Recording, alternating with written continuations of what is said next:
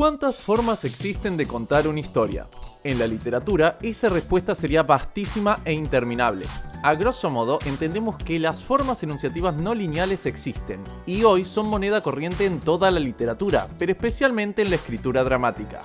Con lo malo y lo bueno, las formas enunciativas no lineales han ocupado un lugar significativo, sobre todo en la narrativa cinematográfica, logrando nuevas formas expresivas y comunicativas.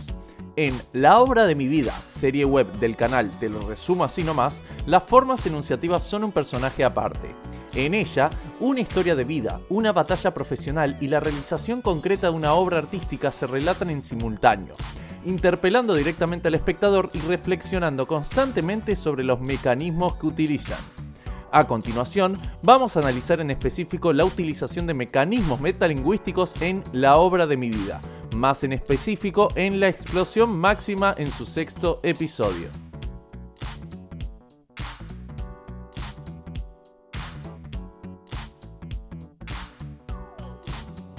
Pero antes, las aclaraciones de siempre. Recuerden que este es un video de análisis cuyo único objetivo es extraer herramientas funcionales para la escritura dramática y la labor creativa. ¿No, Shazzu?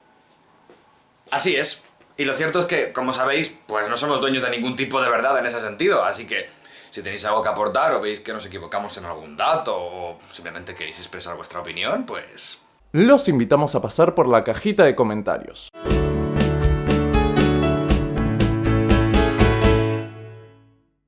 ¿Qué tal, Shazzu? ¿Cómo está el clima por ahí? ¿Qué ondex? ¿Qué se cuece? ¿Cómo le baila? Pues bien, estudiando y creando vídeos, ya sabes. Y bueno, pasando fresquito por Madrid también. En esta oportunidad cuento con la invaluable participación de Shazzu Entaila, un actor, obsesivo estudioso y divulgador de las artes escénicas y mi nerd personal. Así que pensé, ¿por qué embrollarme con un tema tan complicado cuando puedo hacer abuso de las tecnologías de hoy y hacerlo hablar a él para no cansarme tanto? ¿No, Shazzu? Para eso me has traído, para hacerte el trabajo sucio. En La obra de mi vida contamos con un despliegue de recursos discursivos imposible de contar, que perpetra una constante ruptura de la cuarta pared. Un narrador omnisciente en la voz del personaje principal, Natalia Maldini, un concepto principal que nuclea cada capítulo y que va a darle sentido al montaje específico del relato de cada uno, pero sobre todo una constante reflexión sobre las artes escénicas, sus mecanismos al momento de contar una historia, el ambiente artístico en la Argentina y...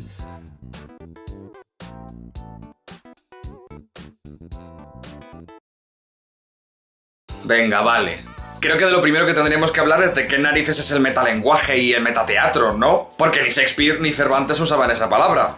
La acuña Lionel Abel en 1963. Metateatro es un término paraguas que le da a un tipo de teatro que, según él, iba a sustituir a la tragedia clásica y que iba a predominar en el futuro. Pero lo cierto es que no define en ningún momento lo que es. Aún así, lo que sí dijo es que tiene dos características, un poco extrañas, pero bueno, creo que se va a entender. Que muestra que el mundo es como un escenario y que la vida es un sueño o algo irreal. La verdad no tengo muy claro qué diferencia hay entre las dos cosas. Para él, Shakespeare y Calderón son los iniciadores del metateatro. Los personajes metateatrales se escriben a sí mismos, como si fuesen los escritores originales de su propia historia. Así, Hamlet, por ejemplo, dice que no va a cumplir su destino trágico. Y Segismundo, en La vida es sueño, está todo el rato planteándose su propia existencia. Cuando Segismundo dice que la vida es sueño y los sueños sueños son, no se refiere únicamente a su existencia, sino a la tuya como espectador. Se refiere a que tú como espectador estás, de hecho, viendo un sueño, el de Segismundo, y que por tanto tú podrías estar viviendo en uno. O incluso podría ser un sim controlado por una inteligencia reptiliana superior.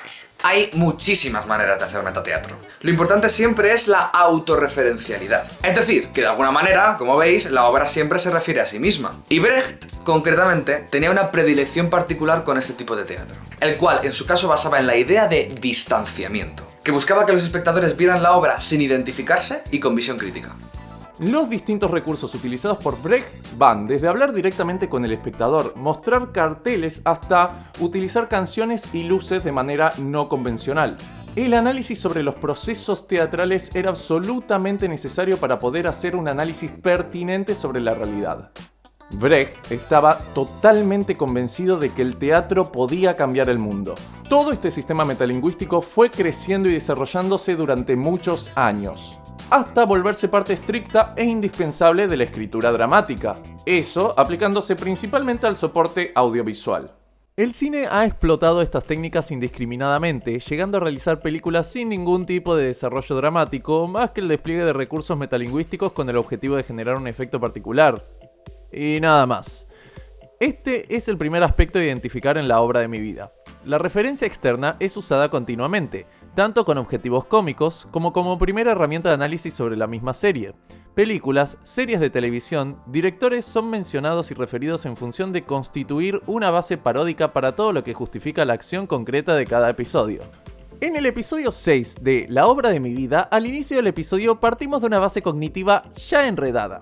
La obra de mi vida es una serie web que se trata del personaje de Natalia Maldini intentando hacer la obra de su vida, la obra más representativa de su vida a nivel profesional. Al mismo tiempo podemos especular que esa misma serie es, efectivamente, la obra de la vida de Natalia Maldini personaje, y al mismo tiempo hace referencia a ser la obra de la vida de Natalia Maldini autora. Mientras, esta obra, además de hablar de la realización de una obra, cuenta la historia de la vida de la protagonista Natalia Maldini. Y recién acabamos de empezar. El episodio ubica a los personajes principales en un espacio de ensayo e investigación para la posterior realización de la obra de la vida de Natalia Maldini. Para eso, proponen hacer un juego de círculos de tiza que emulen el espacio metalingüístico en el que cada uno va a estar actuando. Es decir, cuándo son ellos actuando, cuándo estarán actuando que actúan, cuándo estarán actuando que actúan de un personaje, etcétera, etcétera. Y ya que a mí también me copan los círculos, voy a explicarlo con círculos. 1. Todo este gran círculo abarca lo correspondiente a la serie web, es decir, todo lo que hemos analizado hasta el momento como punto de partida. 2. Este pequeño círculo es el de la obra concreta, donde se es enteramente personaje. 3. Este círculo que rodea al primero es una primer línea metalingüística. Acá se es actor de la obra concreta, actor-personaje. Asumimos entonces que todo lo que suceda fuera de ese círculo va a tratarse de los actores reales, o sea, los personajes de la serie web. Acá es donde todo se pone interesante, ya que la propuesta excede la sola sustancia paródica de jugar en el metalenguaje. Los propios personajes de la serie empiezan a enredarse en el proceso, a generar rispideces, a insultarse y a envenenarse con la propia idea del trabajo. Todo parece estar desmoronándose hasta que... Chicos, ¿qué querés? ¿Quién dibujó un tercer círculo? 4. Es decir, siempre hubo un tercer círculo dibujado que aparece por razones aparentemente mágicas. Todo lo que sucedió fue actuado y dentro de los parámetros del juego metateatral. Podemos agregar el plusvalor de que el propio recurso metalingüístico cobró vida y perdió totalmente el control. Pero lo más interesante de esta serie web es que es posible someterla a parámetros de medición brechtianos, es decir, luego de establecer la base y el concepto, de introducir los mecanismos de análisis, de explorar los procesos escénicos específicos de la obra, sucede el espacio de reflexión. La obra de mi vida utiliza todo esto para hablar de un tema muy específico. ¿Qué implica ser artista? O más bien, ¿qué implica tomar la decisión de vivir como artista? O también tomar la decisión de vivir como actor o actriz, o más bien, tomar la decisión de vivir como actor o actriz en Argentina. Ese país tan cosmopolita, con influencias europeas pero con una conexión muy profunda con su bagaje histórico de violencia, masacre e invasiones. Esa identidad latinoamericana forjada por el choque cultural y constantemente pulverizada por su sometimiento a los países dominantes, tanto en lo económico como en lo político, como en lo artístico. Natalia Maldini puede considerarse un personaje obsesivo, egoísta, exitista y, sin embargo, es ese personaje al que no se deja de comprender un solo segundo. En su constante prioridad de distanciamiento, la obra de mi vida genera una paradoja. El análisis estricto de la realidad de Natalia nos hace sentirnos agresivamente identificados con ella. El pegamento de toda esta obra es esa brutal empatía con el dolor de la vida del trabajador artístico, esos sueños infantiles que son apreciados y galardonados, pero que en la adultez son repudiados y negados, esa constante búsqueda de identidad vapuleada sin descanso por un mundo que vive en el sinsentido de consumir arte asiduamente, pero no respetarla ni académicamente, ni como forma de vida, ni siquiera como producto en sí. Pero después de todo eso, de los golpes constantes, de hundirse en lugares oscuros y sin ningún tipo de motivación, Lo único que queda es esa voluntad, esa necesidad inherente, esa pasión irrevocable que puede hacernos cambiar el mundo haciendo arte.